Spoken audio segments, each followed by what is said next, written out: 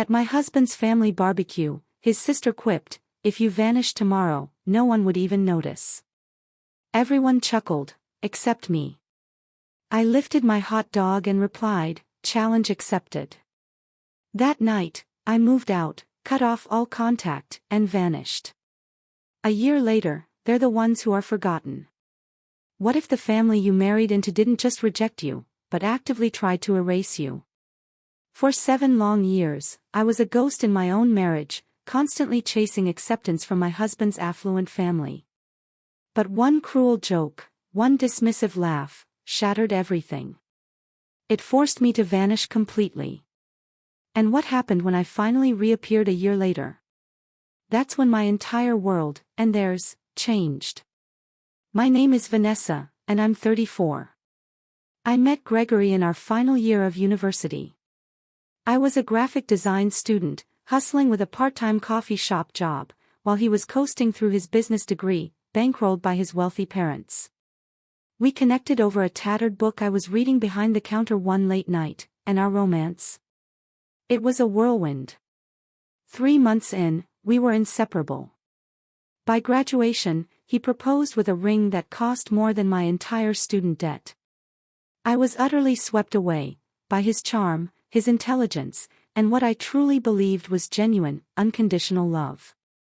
A year later, when we married, I didn't just think I was gaining a husband, I thought I was gaining a family.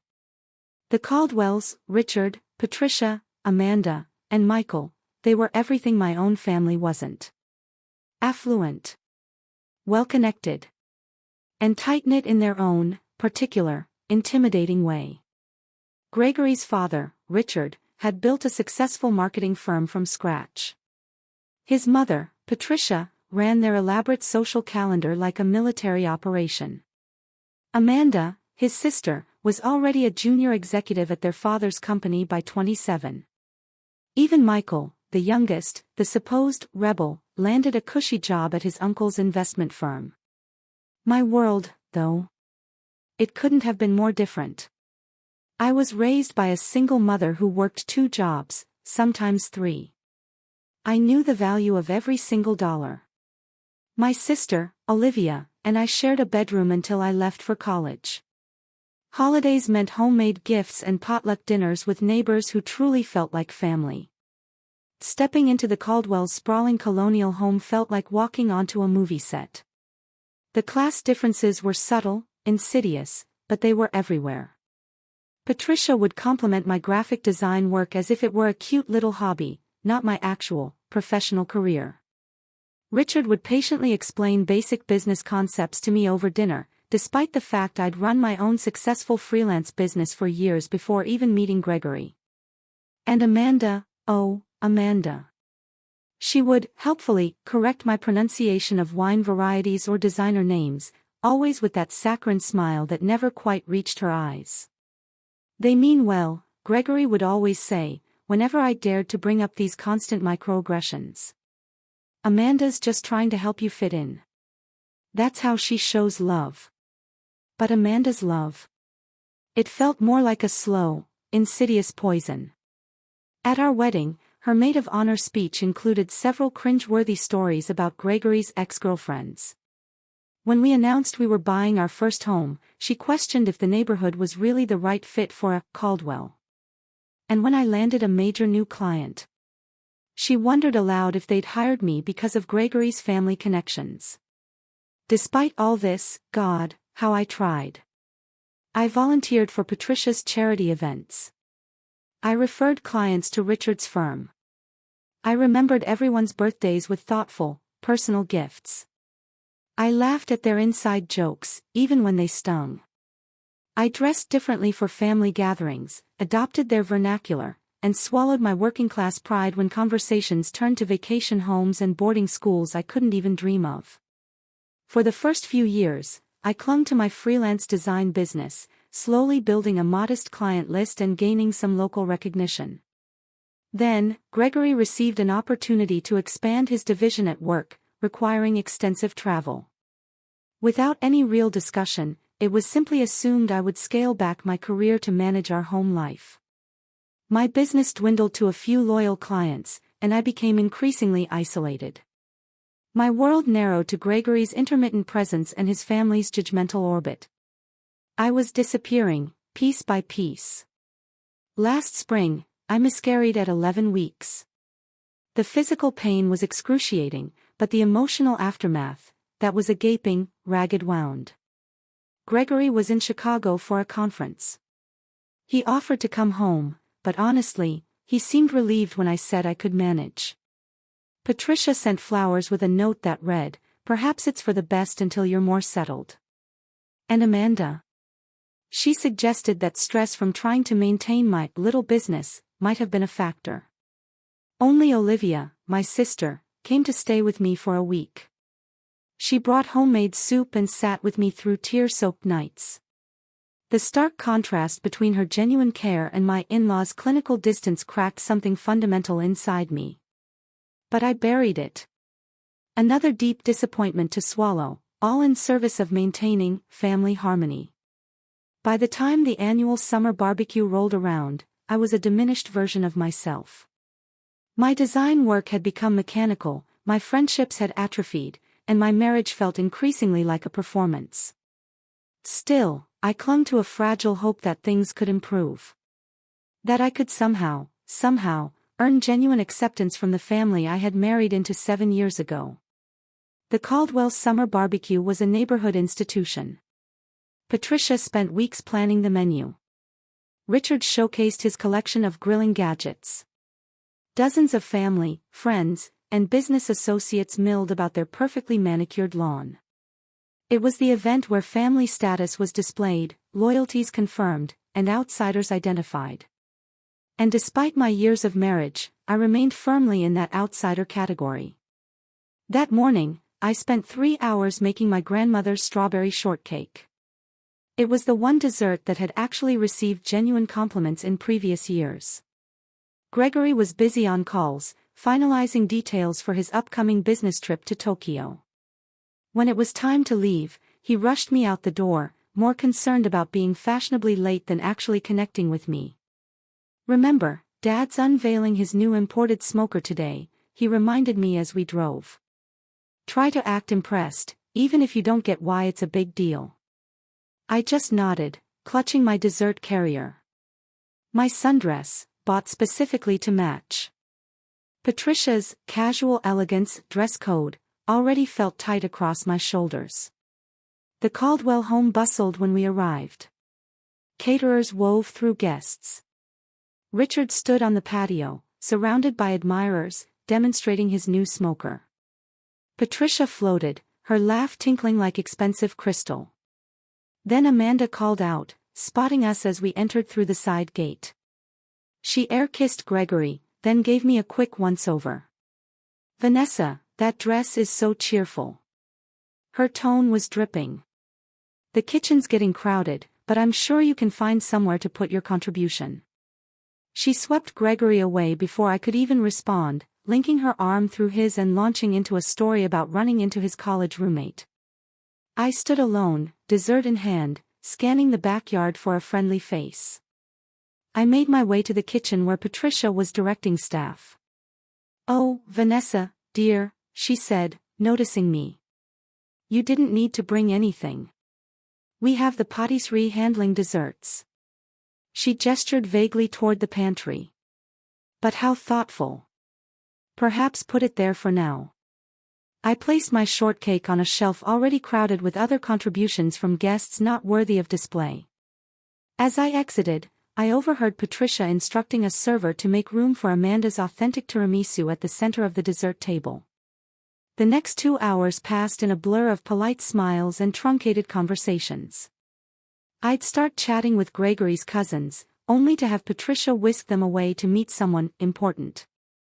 I offered to help set up the buffet, but was told the caterers had a system. I tried joining a conversation about recent films but couldn't get a word in edgewise. Michael's wife, Charlotte, received entirely different treatment, despite being married into the family for only 2 years. Patricia proudly introduced her as our Charlotte, the pediatric surgeon. Amanda included her in reminiscences about family vacations Charlotte couldn't possibly have attended. Even Richard, who rarely engaged with in-laws, asked detailed questions about her work.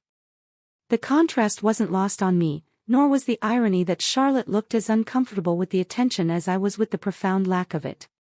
When lunchtime arrived, Gregory reappeared at my side, having spent the morning deep in conversation with his father's business associates. "Having fun?" he asked, not waiting for an answer before guiding me to the buffet. We filled our plates and joined the main table on the patio. I ended up seated between Gregory's elderly, hard-of-hearing Uncle Frank and a space reserved for Amanda, who was still serving herself. Gregory sat across from me, already engrossed in conversation with Richard about Japanese business etiquette. Amanda finally arrived, setting her meticulously arranged plate down and instantly commanding attention with an anecdote about a celebrity she'd spotted at her gym. Charlotte asked appropriate questions. Patricia beamed with pride. Even Frank shifted to hear her better. During a brief lull, I saw my opportunity. "I just finished a branding project for that new bakery downtown," I offered. "They're having their grand opening next weekend." Amanda's eyes narrowed slightly. "How nice.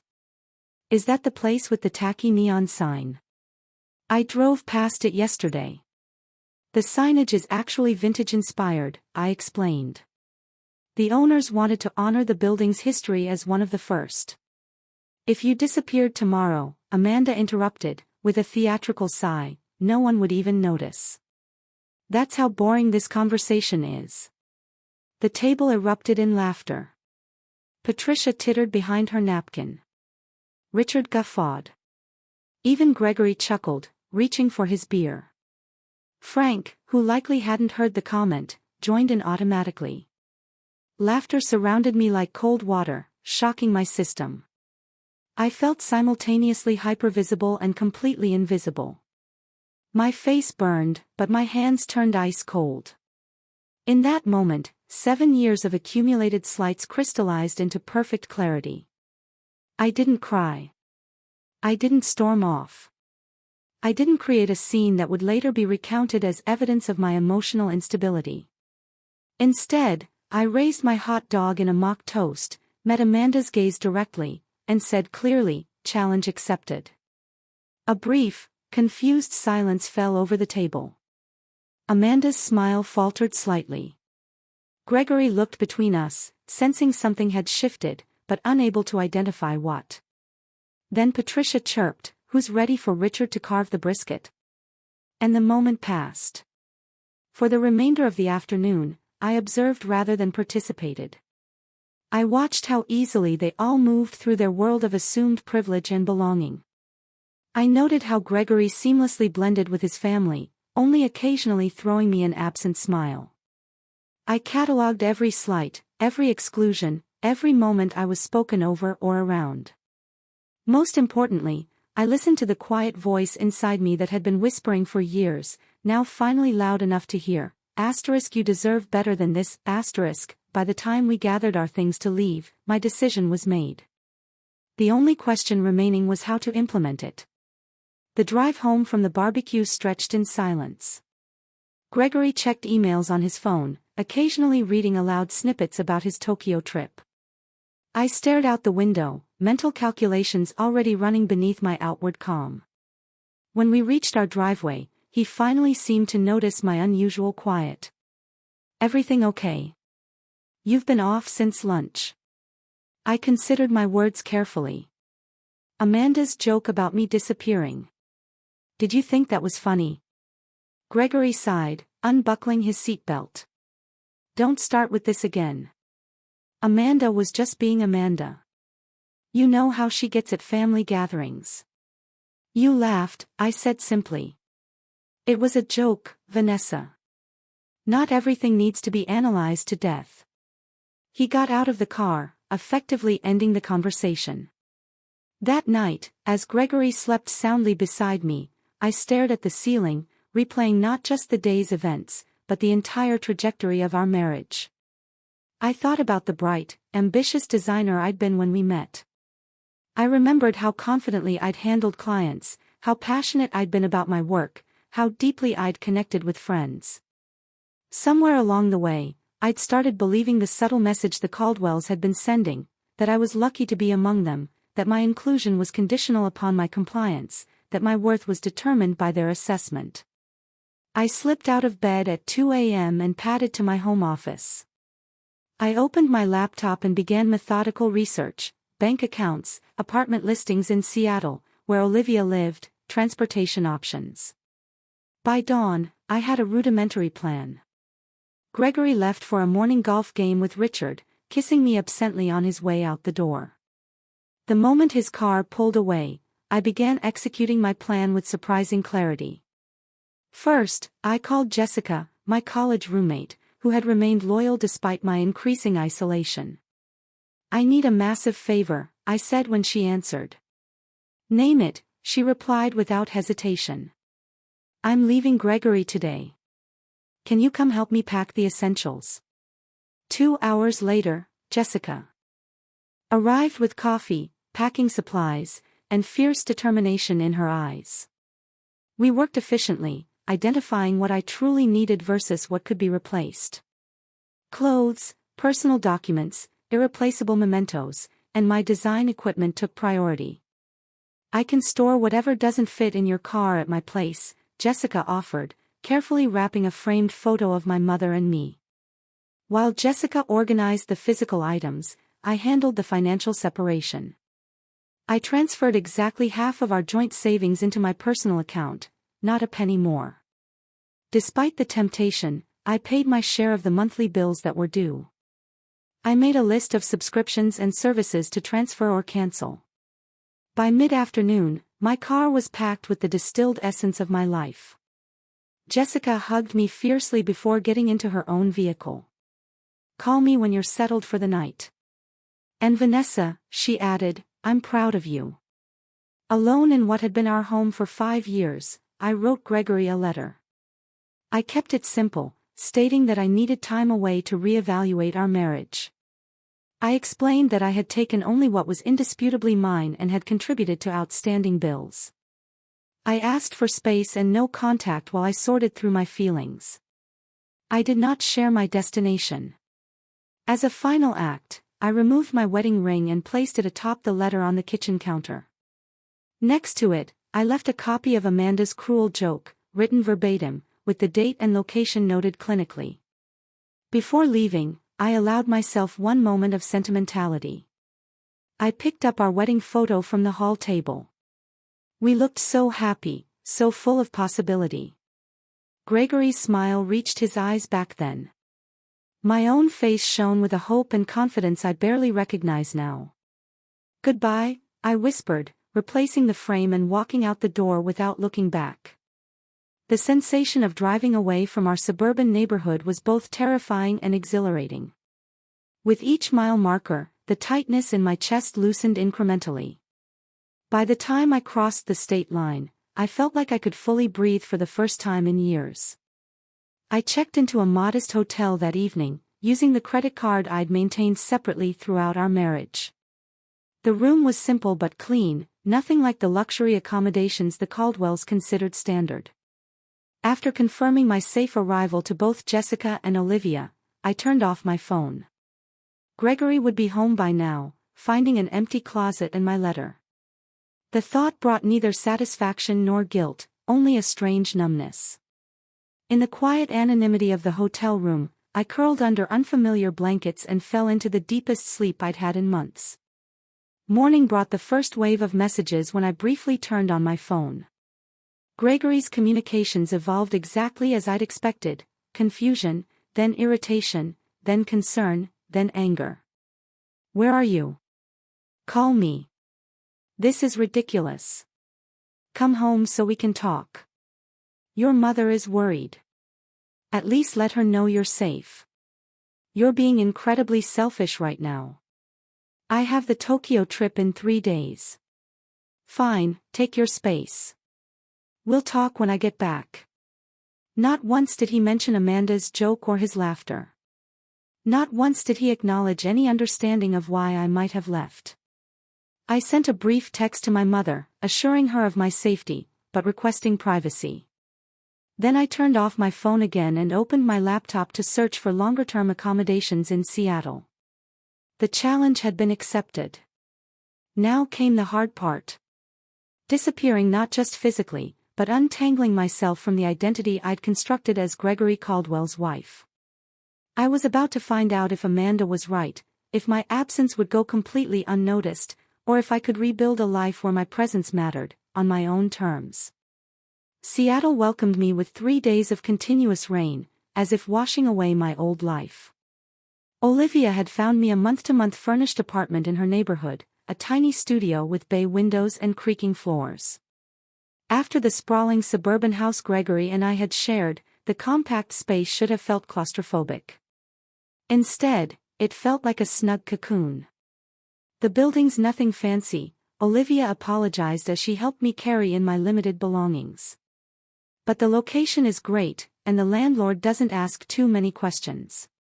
It's perfect, I assured her, running my hand along the worn but solid kitchen counter. It's just mine. That first week passed in a blur of practical arrangements. I opened a new bank account at a local credit union. I set up mail forwarding through Jessica rather than leaving a direct trail. I purchased a new phone with a Seattle area code. I created updated profiles on freelance design platforms, carefully curating my portfolio to remove any work connected to Gregory's network. Gregory's messages continued, transitioning from anger to bargaining. "Whatever's going on, we can work through it," he wrote. "Just come home." I maintained my silence, not out of cruelty, but self-preservation. Every time I considered responding, I remembered the laughter around that picnic table, the years of subtle diminishment, the gradual erosion of my identity. Amanda even posted a passive-aggressive Instagram story 2 weeks after my departure. "Family is everything. You can't choose who stays and who goes." The comments filled with heart emojis from various Caldwell connections. Gregory's mother called my mother, expressing theatrical concern while fishing for information.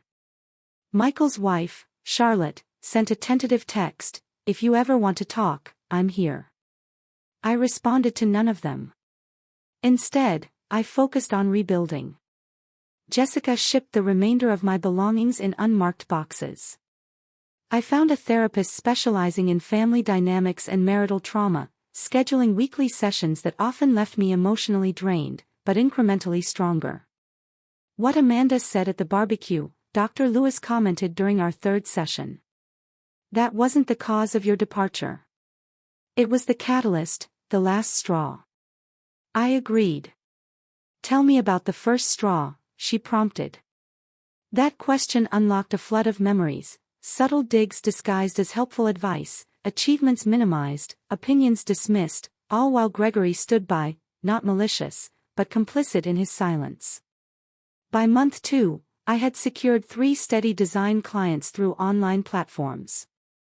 The work wasn't particularly creative, mostly formatting ebooks and designing social media templates, but it paid the bills.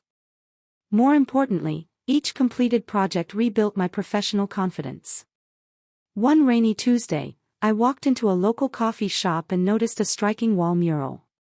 The barista saw me admiring it. "Beautiful, right?" she explained while preparing my latte. "The owner commissioned it from a local artist. She's looking for someone to redesign our menu boards and promotional materials." An hour later, I was sitting with Eleanor Marshall, the co-owner, a 50-something woman with silver-streaked hair and a straightforward manner I found immediately refreshing. "I don't care about your resume," she said, waving away the portfolio I'd pulled up on my tablet. "Show me your personal work. The stuff you do because you can't not do it." I hesitated, then navigated to a folder I'd barely opened in years. These were designs I'd created for myself, experimental, sometimes impractical, but authentically mine. Eleanor studied them in silence, occasionally zooming in on details. "You've been hiding," she finally said, looking up with sharp blue eyes. "These are good. Really good. But recent?" "No," I admitted. "I haven't done work like this in years." "Why not?" The question was simple, but struck like a physical blow. I found myself telling Eleanor an abbreviated version of my story, the creative passion I'd once had, the gradual sublimation of my style to suit the Caldwell aesthetic, the slow surrender of my artistic voice. Eleanor listened without interruption, then nodded once. "You're hired for the menu project, but on one condition." "What's that?" "You do one personal piece, something purely your own, every week. Bring it when we meet. I don't care if it's good or finished. I care that you're finding your voice again." Eleanor became more than a client. She became a mentor, pushing me to reclaim my creative courage with blunt feedback and unexpected encouragement. Through her, I connected with other local business owners needing design work. My calendar slowly filled with projects that engaged rather than depleted me. Meanwhile, Gregory's attempts at contact became less frequent. The divorce papers I filed through my lawyer were met with a barrage of calls that I didn't answer. Eventually, his attorney connected with mine. The proceedings moved forward with clinical efficiency. Gregory's initial resistance giving way to resignation. 4 months into my new life, I allowed myself to check social media. Gregory's profile showed him at a company event, smiling beside a woman I didn't recognize. Richard had posted about the Tokyo expansion, tagging Gregory with proud father emojis. Amanda shared multiple photos from a family dinner captioned, "Missing no one." The confirmation stung less than I expected. Amanda had been right after all. My disappearance had barely caused a ripple in the Caldwell family pond. Somehow, this validation brought not pain, but liberation. I was no longer defined by their perceptions. 6 months to the day after leaving, I received the finalized divorce papers.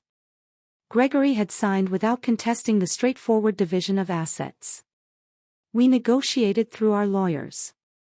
No alimony either way. A clean split of joint property. Complete separation going forward. His only personal communication was a brief note, "I still don't understand, but I won't fight you anymore." That evening, I stood in front of my bathroom mirror and cut my hair, shedding the long style Gregory had always preferred for a modern bob that framed my face. The woman who stared back seemed both familiar and new, thinner, perhaps, with faint lines around her eyes, but with a clarity of gaze I hadn't seen in years. By month 8, my design business had expanded enough to require a small workspace outside my apartment. I rented a desk in a cooperative creative studio, surrounded by other independent artists and entrepreneurs. For the first time since college, I had colleagues who valued my input and challenged my ideas on equal footing. When the anniversary of my departure approached, I no longer needed to check social media to know what the Caldwells were doing. They had receded from my daily thoughts, becoming characters in a story I'd lived through rather than active presences in my life. Meanwhile, my new world continued expanding. A branding project for a local artisan food company won regional recognition. My redesign of Eleanor's coffee shop attracted attention from a lifestyle magazine. A comment I made during a design workshop led to an invitation to speak at a creative conference. 1 year after Amanda's fateful joke, I was no longer invisible. I had built a life where my presence was not only noticed, but valued. Where my voice was heard rather than interrupted. Where my contributions were recognized rather than dismissed. The challenge had been met, but the story wasn't over yet. The email from Westwood Creative arrived exactly 52 weeks after the barbecue that changed everything. The subject line was innocuous, seeking designer for national campaign, but the content sent a jolt through my system. Your work for Renner Artisan Foods caught our attention. We're developing a campaign for Sheffield consumer brands and believe your aesthetic would be perfect for the project. Initial meeting next week if interested. Sheffield Consumer Brands was a subsidiary of Caldwell Marketing Group. Richard's company. The coincidence seemed too precise to be accidental. I called Eleanor, who had become my sounding board over the past year. It could be completely legitimate, she reasoned after I explained the connection. Your Renner campaign was featured in 3 industry publications. But the timing is suspicious, I finished. The question isn't whether they know who you are, Eleanor said pragmatically. The question is whether the project is worth taking, regardless. I requested more information from Westwood. The project was substantial, redesigning packaging for Sheffield's entire organic line, with a potential long-term contract for ongoing brand management. The budget they proposed was double anything I'd handled since establishing my Seattle business. After 3 days of deliberation, I accepted the initial meeting.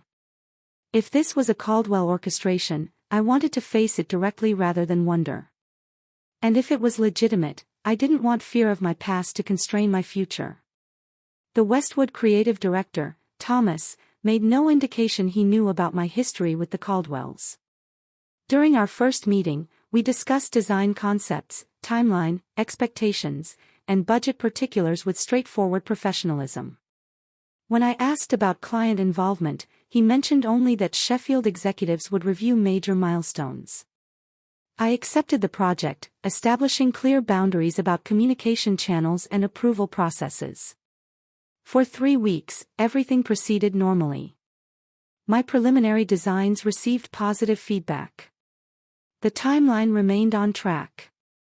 No Caldwell names appeared on any correspondence. Then came the announcement. Sheffield consumer brands would be featured at the annual Marketing Innovation Gala, unveiling their rebranded organic line as part of the presentation. As the lead designer, my attendance was highly encouraged. The gala was a major industry event, precisely the type of opportunity my rebuilding career needed. It was also exactly the sort of function the Caldwells never missed. Richard considered these networking evenings essential to maintaining the family's business prominence. Gregory had always dutifully followed his lead. You have 3 options, my therapist observed during our session that week. Decline to attend and potentially limit your professional growth. Attend and attempt to avoid the Caldwells, which may prove stressful and ultimately futile. Or, attend and prepare to engage with them on your terms. What would you do? I asked. Dr. Lewis smiled slightly. I'm more interested in what Vanessa today would do, as opposed to Vanessa from a year ago. The question lingered as I left her office.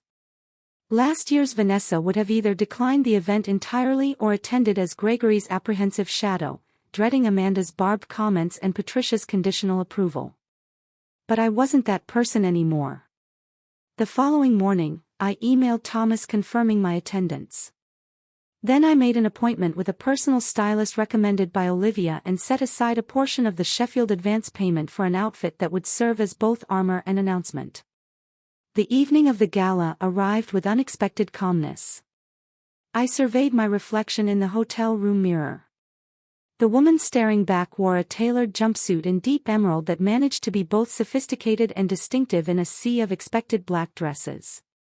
My bobbed hair was now accented with subtle caramel highlights.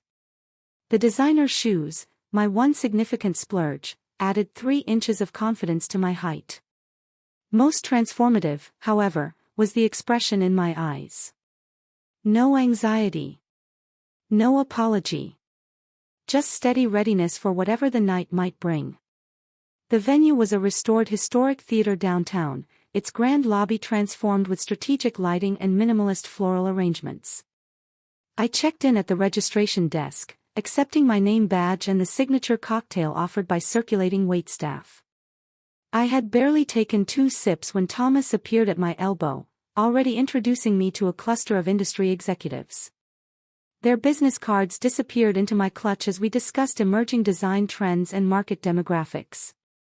I found myself speaking with easy authority, my opinions met with thoughtful nods rather than polite dismissal.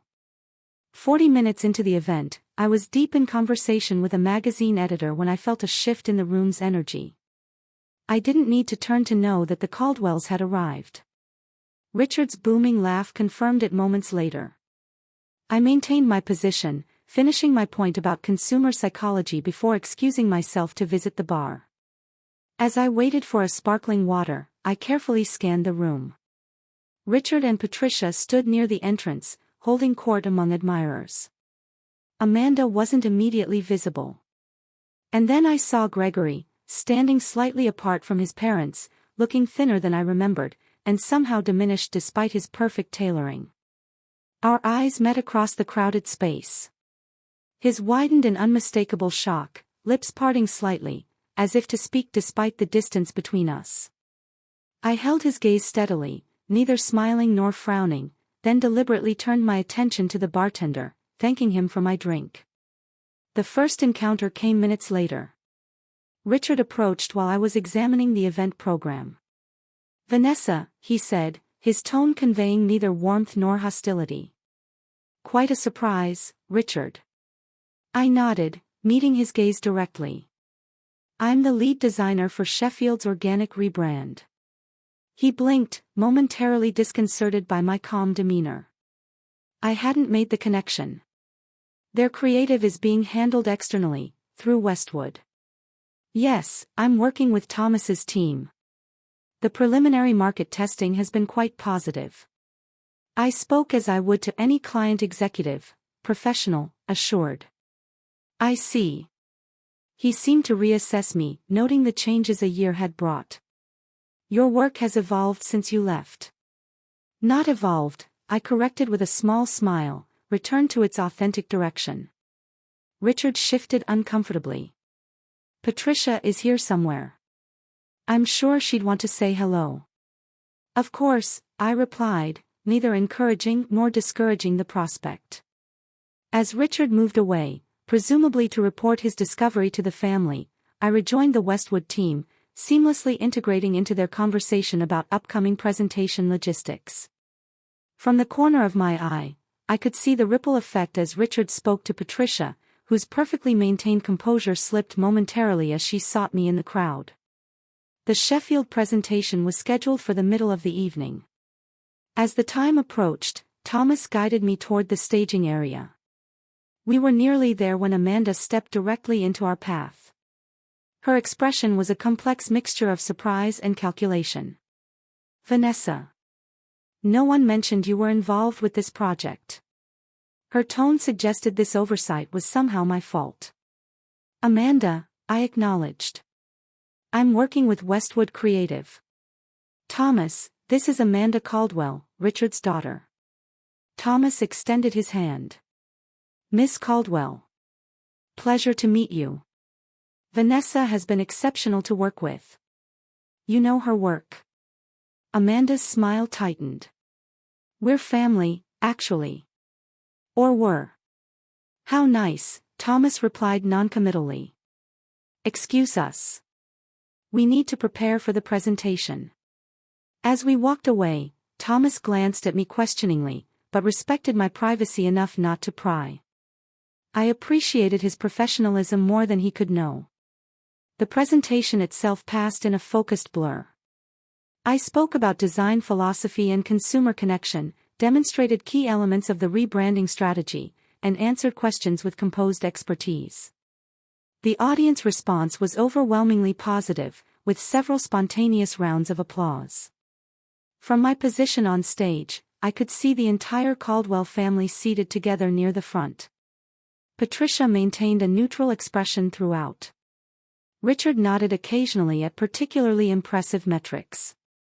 Amanda whispered something to the woman beside her, her face unreadable. Gregory watched me with undisguised intensity, his eyes never leaving my face. After the formal presentation concluded, I was immediately surrounded by attendees with questions and compliments. Business cards were exchanged, potential opportunities mentioned, connections established. This professional validation, earned entirely through my own merit, felt like the sweetest possible vindication. Eventually, the crowd thinned as people moved toward the dinner portion of the evening. I was gathering my presentation materials when Gregory finally approached, alone. "You look well," he offered, hands tucked awkwardly in his pockets. "Thank you," I replied simply. "I didn't know you were in Seattle." "That was intentional." He nodded, accepting this truth. "Your presentation was impressive. You always were talented." I always am talented, I corrected gently. Present tense. Gregory looked down, then back up with unexpected directness. I've thought a lot about what happened. About Amanda's joke and everything before that. I didn't understand at first, but this past year has been clarifying. I'm glad to hear that, I said, meaning it. I miss you, he admitted quietly. The words hung between us, once so desperately desired, but now arriving too late.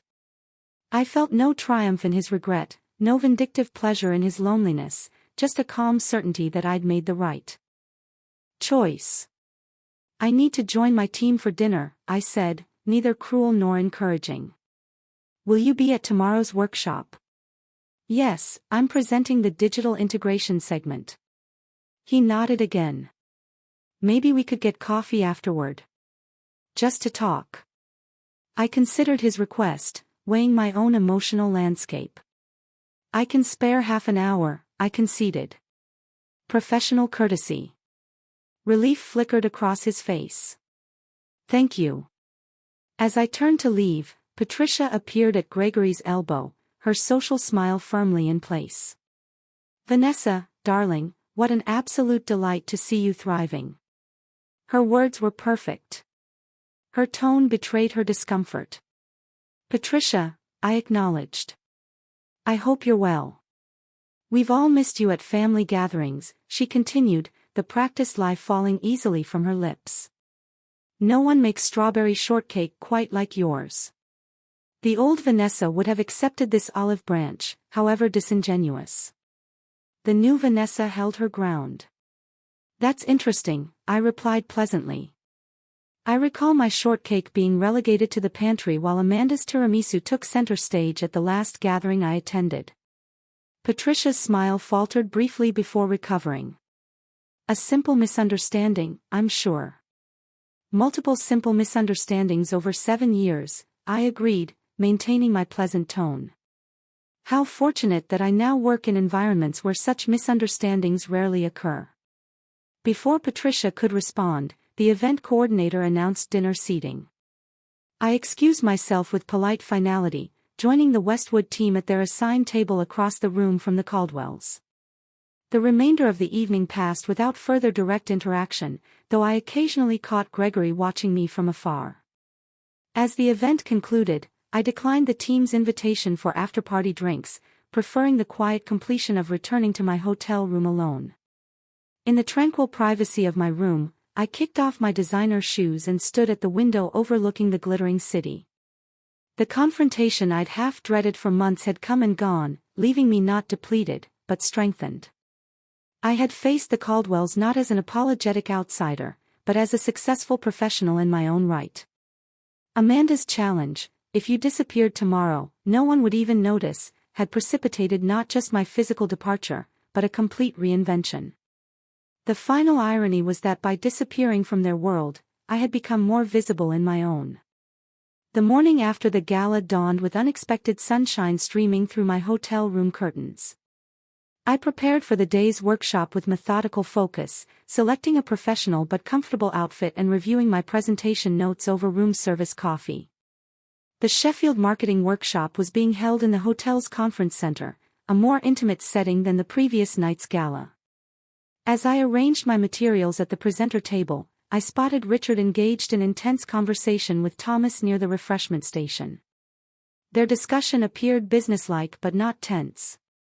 Attendees gradually filtered in, networking over pastries and coffee before finding seats. I was reviewing my slide deck one final time when Amanda entered, scanning the room with calculated casualness until her gaze landed on me.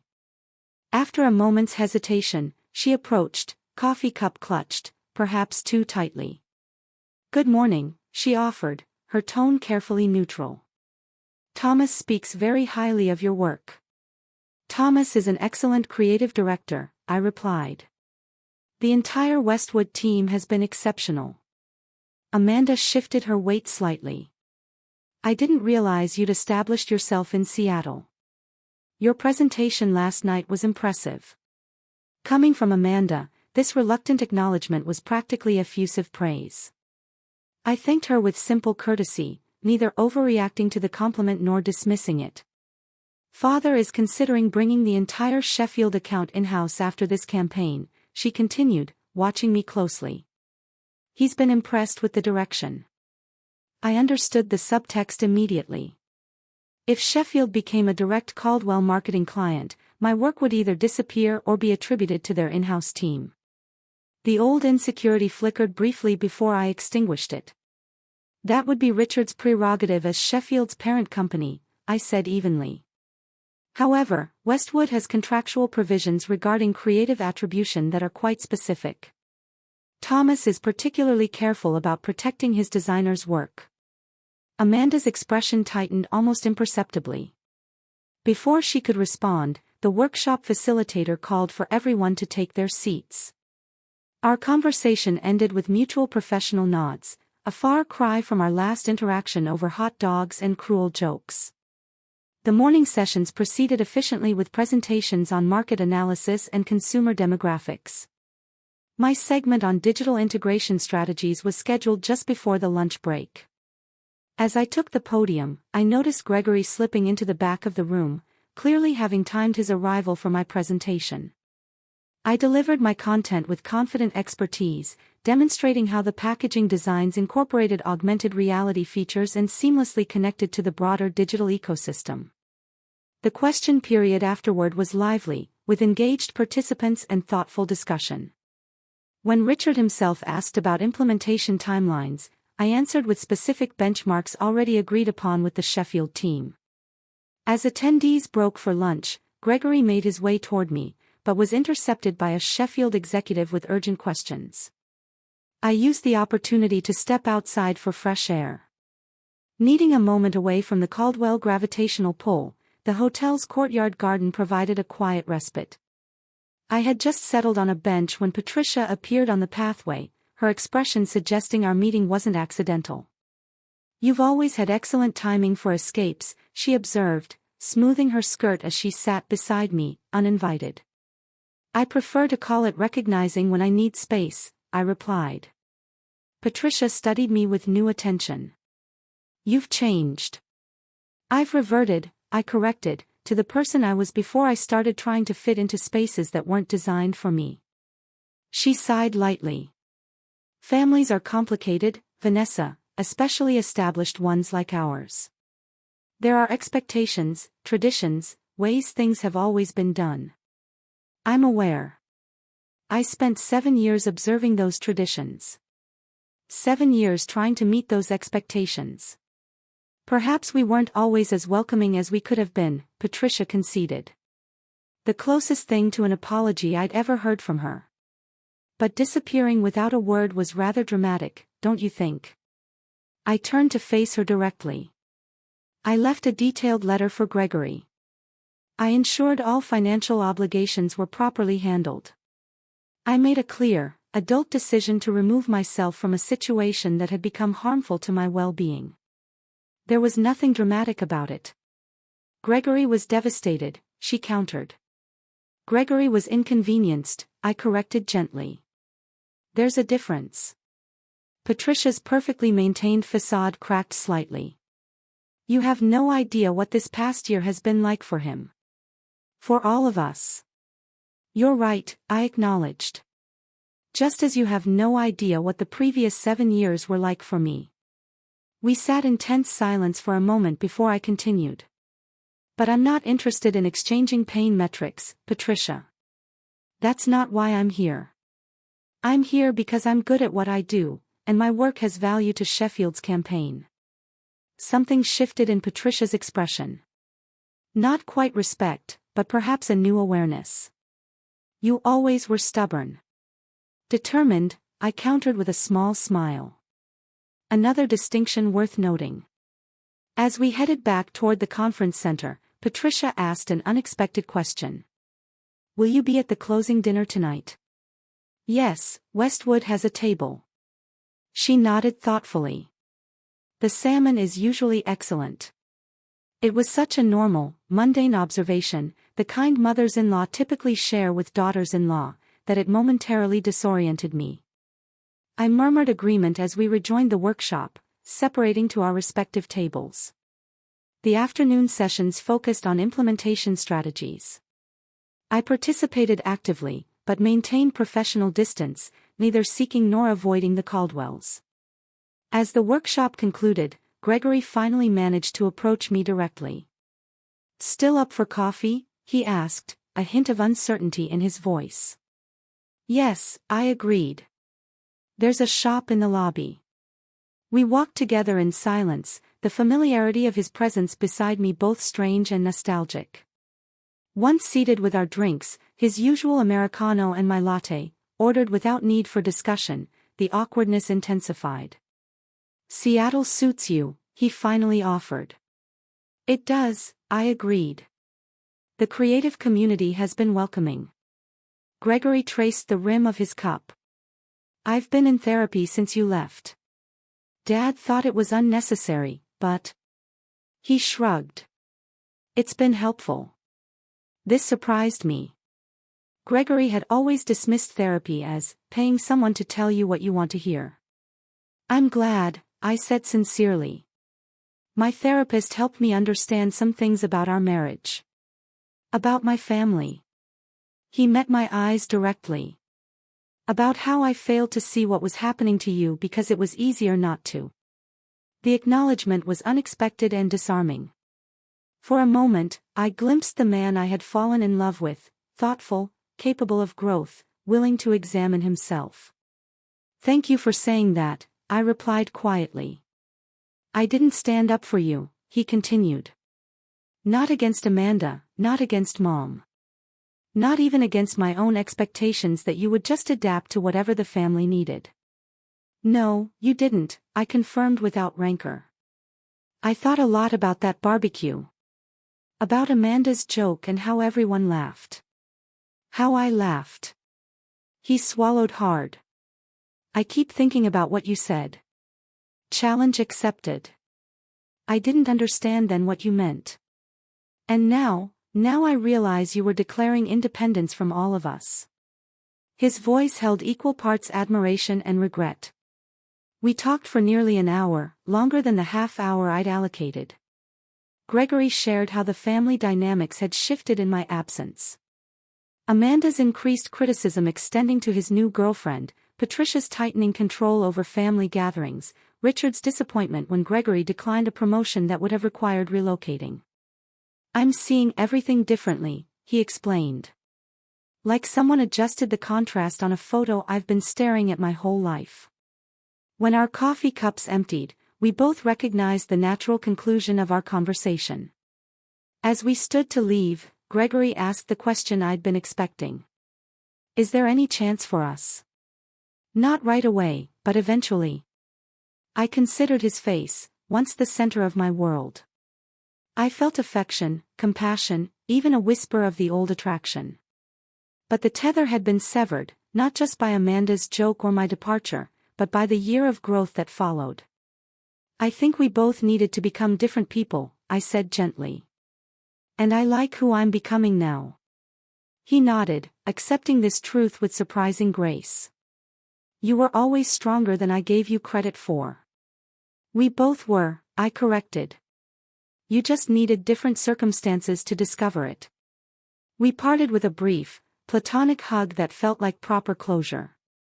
As I watched him walk away, I realized I truly wished him well in building a life that was authentically his, not just an extension of the Caldwell legacy.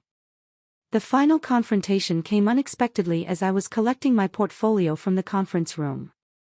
Amanda entered just as I was preparing to leave, her purposeful stride suggesting she'd been waiting for this opportunity to catch me alone.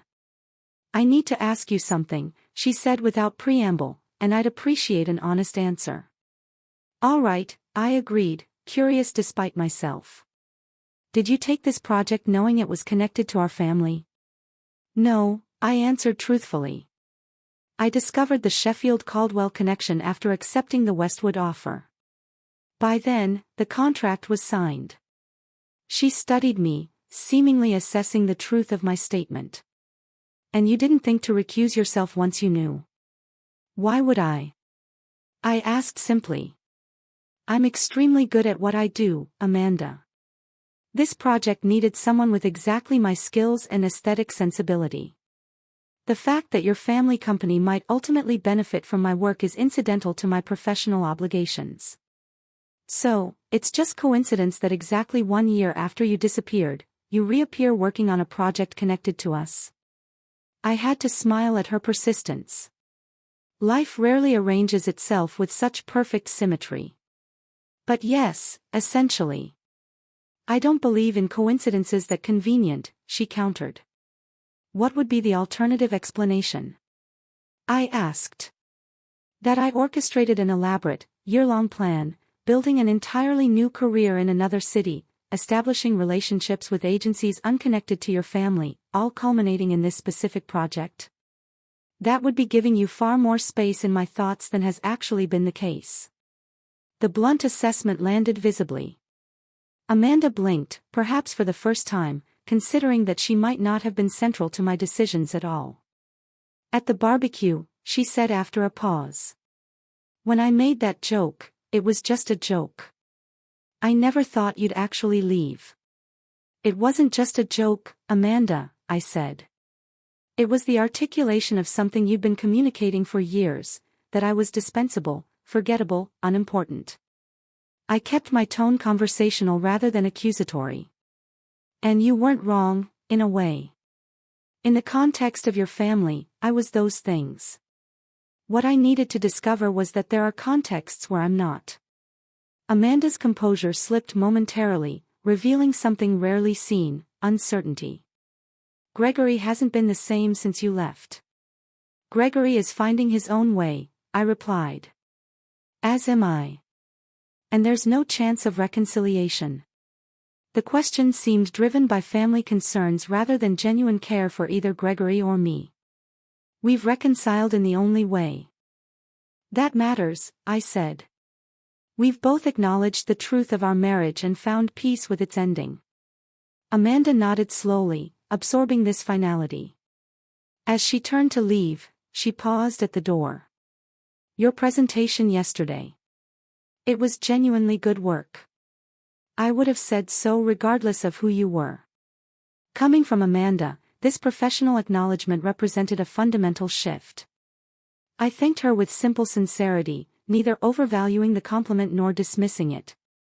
As I left the hotel to prepare for the evening's closing dinner, I felt a strange lightness.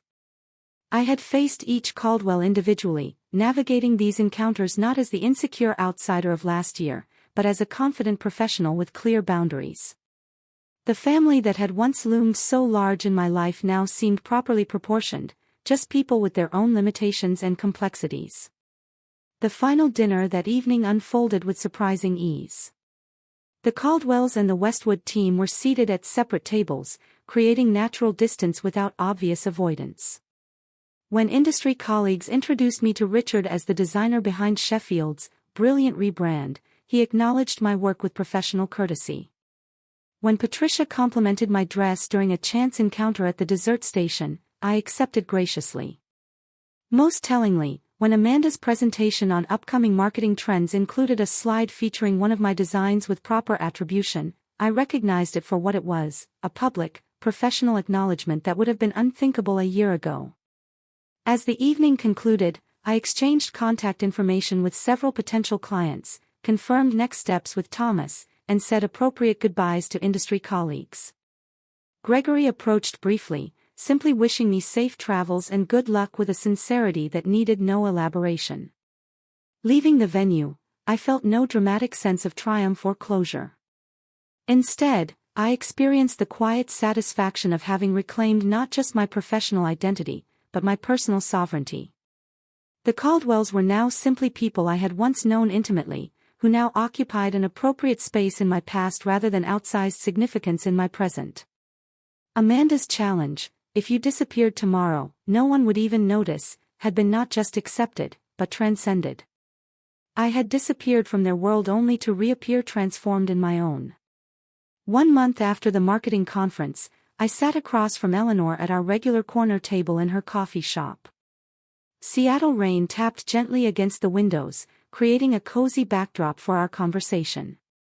So, the Sheffield campaign officially launches next week, Eleanor noted, refilling my cup from the ceramic pot between us. That must feel satisfying after everything. It does, I agreed. Thomas called yesterday to say, early retailer response has been overwhelmingly positive. They're already discussing extending the rebrand to additional product lines. And the Caldwell connection? She asked. I considered the question thoughtfully. Final shot, Vanessa takes a sip of coffee, a genuine, peaceful smile on her face, looking out the window with quiet confidence. Music swells slightly, inspiring and hopeful. What would you have done in my place? Have you ever had to draw a line in the sand with family, even when it meant walking away from everything you thought you wanted? Tell me what you think in the comments below. I really want to know.